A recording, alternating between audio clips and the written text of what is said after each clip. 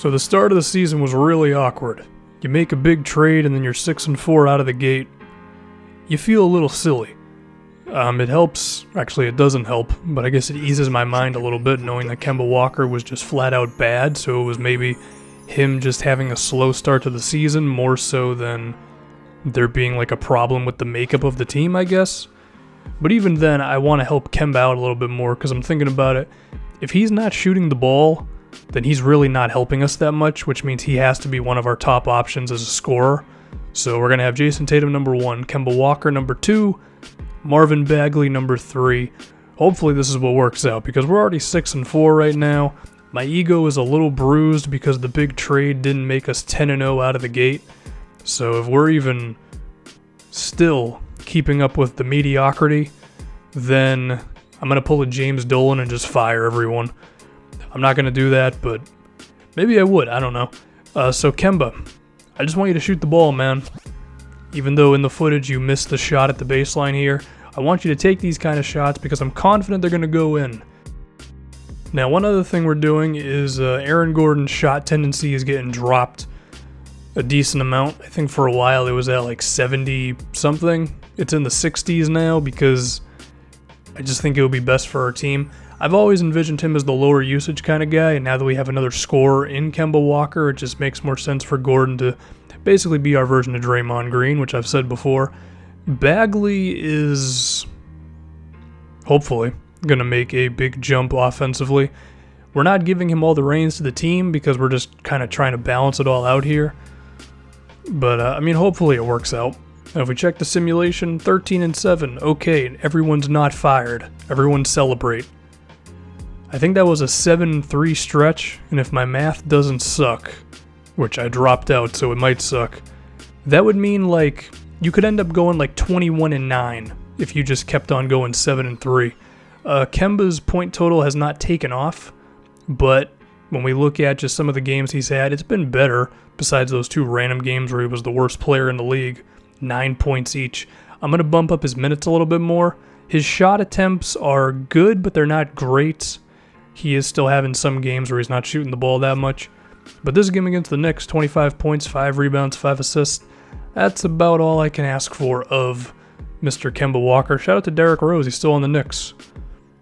I don't know how good the Knicks actually are, but I have to assume a team of Derrick Rose and Zion Williamson is probably a tough one to fit for obvious reasons, unless Zion has learned how to shoot. I'm talking about the Knicks, and I'm not talking about us.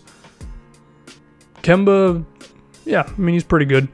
I think he will be fine as the season goes along. This recent stretch was good. It was exactly what we needed, given the slow start out of the gate. I want to talk about defense for the rest of this video. Porzingis went the hell off against us. We still won this game pretty comfortably, but the Zinger just killing us with 34 points. I mean, it's a thing. I think one thing to make note of is while Aaron Gordon and Bagley are both good defensive big dudes, I wouldn't consider either one of them to be like elite defensive big guys. So as a result, games like this are liable to happen because we don't have like a Rudy Gobert type of guy. I don't know, just more improvement for them defensively. But besides that, one thing I've noticed is that in some of the other games we're going to show here, like this one against the Bucks, we do a good job against Giannis, and the rest of the team kind of kills us. And I don't necessarily know what this is, but it happened more than once to where I feel like it's kind of a weird tendency that we have. I don't know. I feel like if you hold the star player in check and you force them to pass the ball out, and Giannis had like 3 assists and 2 turnovers, but you allow the rest of the guys to do really well, I would like to think that's a tendency that will lead to winning basketball, because at the end of the day, star players are what determine wins and losses in the NBA. So I'd like to think that we can just keep on doing this and it'll be okay. Or I'm completely full of crap, and when we have a game like this against the T-Wolves where we lose and Karl Anthony Towns doesn't really do much, that it'll just lead to more losses. I don't have footage of the Towns one because I'm a professional. I do have this one of DeMarcus Cousins, though. I don't know, maybe it's a sign that we would need more like overall defensive players. I mean, Kemba Walker nor Jason Tatum are really known for their defense, even if Tatum's getting better. Like this one, Boogie didn't shoot well. He also had like, what was it, 7 or 8 turnovers or something like that?